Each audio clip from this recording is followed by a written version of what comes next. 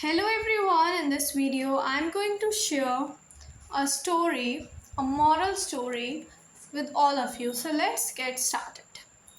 This story belongs to the time when Gautam Buddha was teaching people the path of ahimsa. ये जो story है ये उस times को बिलोंग करती है जब गौतम बुद्धा थे और वो लोगों को जो अहिंसा का पाथ था उसके टीच करते थे. ठीक है, वो टीच करते थे वो. Now let's move further. In Magad, there was a forest in between the villages. People had to pass through this forest to go from one village to another. A dangerous dacoit lived in this forest. He used to stop the passers-by, rob them, and kill them on their way. Then he used to cut their fingers and tie them into a necklace and wear it around his neck. People used to be very scared of going through the forest.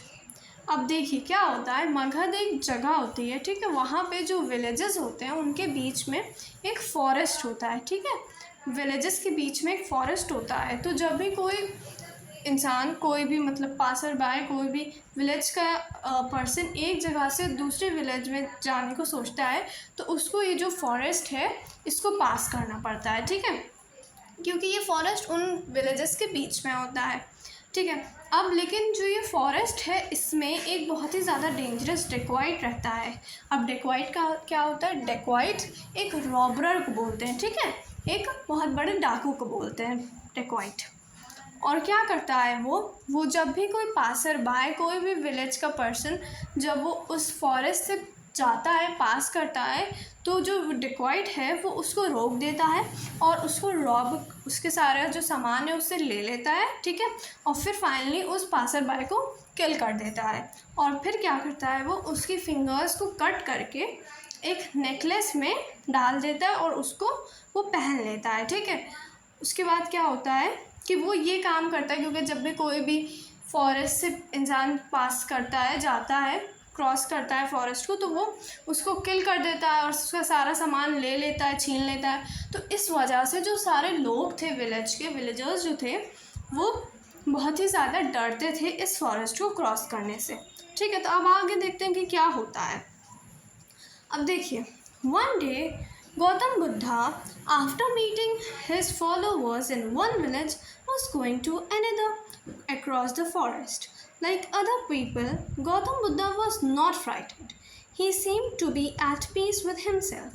Suddenly, someone shouted from behind, "Stop! Where are you going?" अब देखिए, एक दिन क्या होता है, गौतम बुद्धा जब अपने followers से मीट करने के बाद वो एक विलेज से दूसरे विलेज में जा रहे होते हैं. ठीक है, और वो इसी फॉरेस्ट से क्रॉस कर रहे होते हैं. तो क्या होता है, तो जब वो इस फॉरेस्ट से पास कर रहे होते हैं तो वो बाकी लोगों की तरह डर नहीं रहे होते हैं. ठीक है, वो बिल्कुल अपने ही में पीस पे होते हैं. ठीक है, पीस में होते हैं, सुकून से बिल्कुल वो जा रहे होते हैं, क्रॉस कर रहे होते हैं. लेकिन तभी एक साउंड उनको पीछे से सुनाई देती है और जो कि कह रही होती है कि stop, where are you going? रुको, तुम कहाँ जा रहे हो? ठीक है, अब देखिए क्या होता है आगे. Gautam Buddha kept on walking.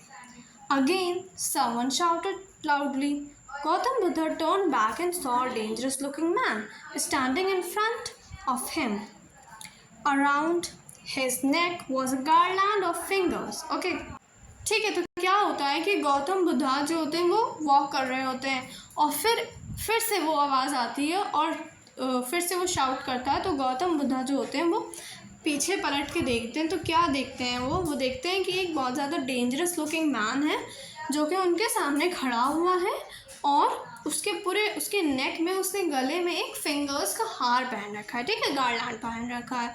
ना अब क्या होता है देखते हैं गौतम बुद्धा क्या कहते हैं. Gautam Buddha smiled and said, I have stopped, but when will you stop? Gautam Buddha उससे कहते हैं और स्माइल करते हैं और बोलते हैं कि मैं तो रुक गया हूँ, लेकिन तुम कब रुकोगे?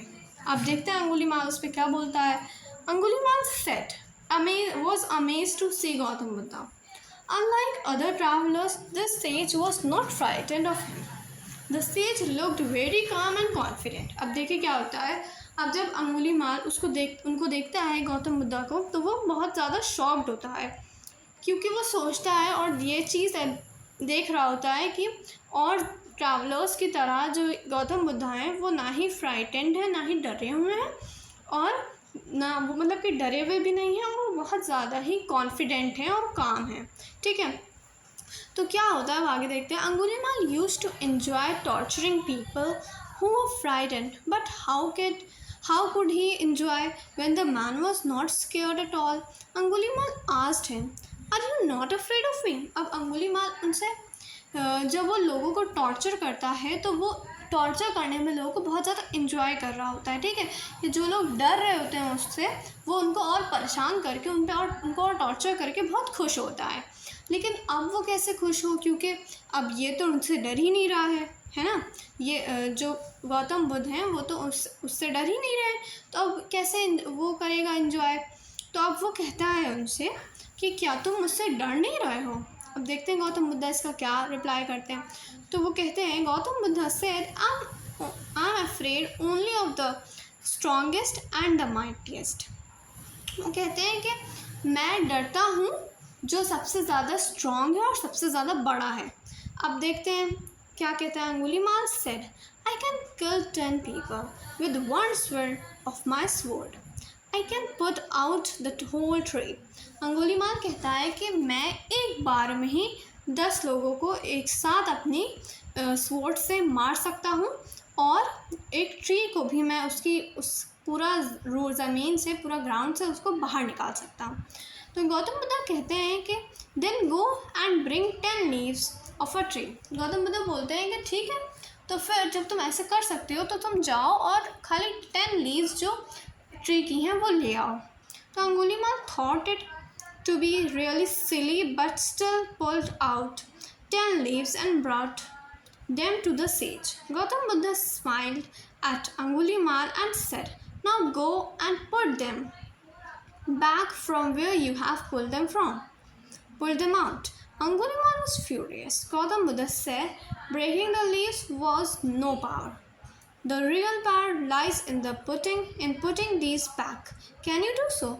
You have killed 99 persons. You can give back life to one of them. If you can't give life, how can you take life? अब देखिए क्या कहते हैं गौतम बुद्ध। गौतम बुद्ध ने उससे बोला था ना अंगुलीमाल से कि अब तुम जाओ और तुम जाओ और 10 leaves ट्री की एक तोड़ के लाओ। तो अब क्या होता है, अंगुलीमाल ले आता है और अंगुलीमाल सोचता है कितना ज़्यादा सिली और स्टूपिड सा काम है और बहुत इजी सा काम है, तो वो ला के वो 10 leaves दे देता है गौतम बुद्ध को। तो गौतम बुद्ध बोलते हैं कि अब जाओ तुम इनको वापस जहाँ से लेके आए थे वहीं लगा के आओ। तो फिर अंगुलीमाल को बहुत ज़्यादा गुस्सा आ जाता है। फिर गौतम बुद्ध बोलते हैं उससे कि लीव्स को तोड़ने में कोई पार नहीं है, पार है, रियल पार वहाँ पे लाई करती है जब तुम इनको दोबारा वहीं पे लगा पाओ। फिर वो कहते हैं क्या तुम ऐसा कर सकते हो? और फिर वो बोलते हैं कि तुमने 999 लोगों को किल किया है, क्या तुम उनमें से एक इंसान को भी लाइफ वापस दे सकते हो? तो फिर वो बोलते हैं कि अगर तुम एक भी इंसान को लाइफ दे नहीं सकते हो तो तुम किसी से लाइफ ले भी नहीं सकते हो। ठीक है, अब देखते हैं अंगुलीमाल क्या बोलता है। The dacoit Angulimala now realized the crime he had committed. He fell at the feet of Gautam Buddha and begged him for mercy. He decided to leave his evil ways and became a devotee of Gautam Buddha. So देखिए अब क्या होता है, जब अंगुलीमाल ये बात सुनता है गौतम बुद्धा की तो वो उसको रियलाइज़ होता है उसका असली क्राइम, ठीक है, जो उसने परफॉर्म किया होता है। तो फिर वो गौतम बुद्धा के फीट पे नीचे मतलब ज़मीन में लेट जाता है उनके पैरों पे, और वो उनसे माफ़ी मांगता है। और फिर देन वो ये डिसाइड कर लेता है कि अब वो सारी बुरे काम, सारे इविल वेज को छोड़ देगा और वो एक फॉलोअर बन जाएगा गौतम बुद्धा का। ठीक है, सो मॉरल क्या है इस स्टोरी का? इस स्टोरी का मॉरल ये है कि always be a non violent person, कि हमेशा हमें कैसा रहना चाहिए, हमेशा इंसान को एक नॉन वायलेंट पर्सन रहना चाहिए, किसी को हार्म नहीं करना चाहिए, किसी को भी ऐसे मतलब ऐसे बोलना नहीं चाहिए, हमेशा इंसान को काम रहना चाहिए। और जब एक पर्सन नॉन वायलेंट रहेगा तो उसको पीस और कामनेस सब कुछ मिलेगी। So that's all. I hope you got the concept, you get the point very well. Thank you for watching.